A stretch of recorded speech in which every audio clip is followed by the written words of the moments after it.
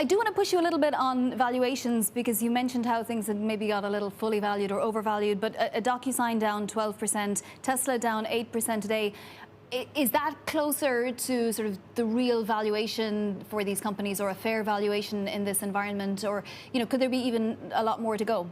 So I don't know enough about either of those two businesses to know whether the price is a fair price or not. But a lot of, I would say, when I speak about valuation of some of the more high-flying companies, a lot is predicated on what's going to happen in the future, right? And what's interesting is when you have a world with almost 0% interest rates, the discount rates used to discount the future are very, very low. And so with companies which are growing very rapidly, low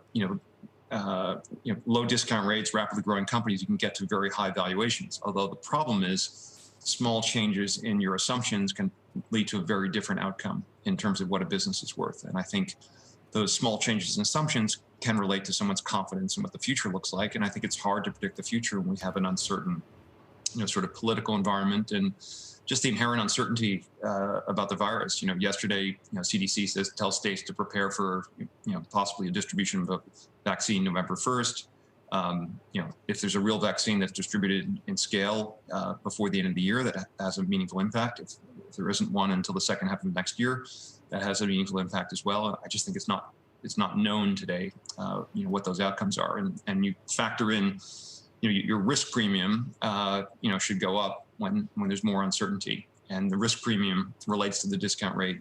It's the risk-free rate plus a risk premium that you use to discount the future. And many rapidly growing companies, you can't justify the value placing a multiple on next year's earnings, which is sort of the convention for many kind of more mundane businesses. You have to make certain expectations about a company's ability to become profitable, and for those profits to grow at a pretty rapid rate to justify many of the values, or the collective values of where many of these companies were trading. And I think that inevitably leads to more volatility when there's uncertainty.